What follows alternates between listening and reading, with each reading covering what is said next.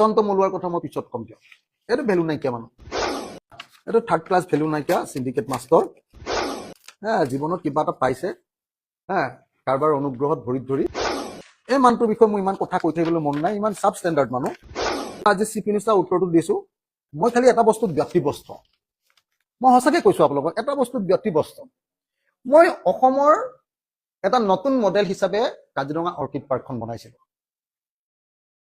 অসমৰ চাগে আজিৰ দিনটোৰ আটাইতকৈ ডাঙৰ কোঅপাৰেটিভ সোসাইটিখন কাজিৰঙা অৰ্কিড পাৰ্কখন উত্তৰ পূৰ্বাঞ্চলৰ আটাইতকৈ বেছি টুৰিষ্ট অহা জায়গাটো এখন কাজিৰঙা অৰ্কিড পাৰ্ক উত্তৰ পূৰ্বাঞ্চলৰ আটাইতকৈ বেছি টুৰিষ্ট আহে আৰু অসমৰ একমাত্ৰ ঠাই য'ত ৰাতিপুৱাৰ পৰা গধূলিলৈকে সদায় বিহু দেখুওৱা হয় সদায় মিচিঙৰ গুমৰাগ দেখুওৱা হয় সদায় কাৰ্বিৰ বেম্বো ডেন্স দেখুওৱা হয় আৰু বড়োৰ বাগৰুম্বা দেখুওৱা হয় সত্ৰীয়া নৃত্য দেখুওৱা হয় অসমৰ আৰু কোনো জায়গা নাই চৰকাৰী বেচৰকাৰী য'ত অসমীয়া সংস্কৃতিৰ 24 ঘণ্টা প্ৰদৰ্শনী হয় বাকি কথা বাদেই দিলো মই গোটেই অসমৰ হোটেলবিলাক ঘূৰি চাওক কাজিৰঙা অৰ্কিড পাৰ্কৰ নিচিনা নিৰহি পানী অসমীয়া খাদ্য ক'ৰবাত পাব যদি মোক কওক তাৰ পাছত এই অৰ্কিড পাৰ্কখনৰ বিৰুদ্ধে যে ইহঁতৰ কিমান অসন্তুষ্টি অভিযোগ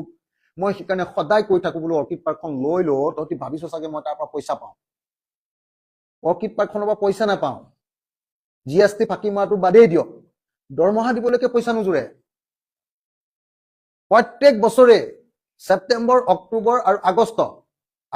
ছেপ্টেম্বৰ অক্টোবৰ এই 3 মাহৰ দৰমহাৰ কাৰণে মই ক'ৰবাৰ পৰা ধাৰ লৈ দিব লাগে মই মোৰ পত্নীৰ পৰা লৈ দিব লাগে মই মোৰ শুভাকাংক্ষীৰ পৰা লৈ দিব লাগে জিএছটি ফাঁকি মৰা কথাটো বাদ দিয়ক জিএছটিটো ৰেগুলাৰ দি থাকে কিমান দিয়ে মইতো নাচাওঁ এইটো চিএছআই আৰু সচিবে চাই মোৰতো এবাৰ পইচা পাতিৰ লগত সম্পৰ্ক নাই মানে না 1 টকা চুওঁ না 1 টকা খাওঁ অৰ্কিড পাৰ্কৰ পইচা পাতিৰ লগত মোৰ কোনো সম্পৰ্ক নাই মই চেয়াৰমেন চহীটো কৰি দিব লাগে চহীটো কৰি দিওঁ চেকখনত চহীটো কৰি দিওঁ তাৰ বাহিৰে মই নাচাওঁ এইবিলাক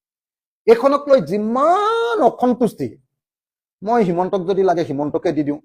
হিমন্তৰ ঘৈণীয়েকক লাগে যদি ঘৈণীয়েককে দি দিওঁ যদি জয়ন্তক লাগে মই জয়ন্তকে দি দিওঁ যদি পীযুষক লাগে মই পীযুষকে দি দিওঁ মোক জাষ্ট এখন চিঠি দিয়ক হিমন্ত বিশ্ব শৰ্মাই কওক যে এখন চৰকাৰক লাগে মই দি দিম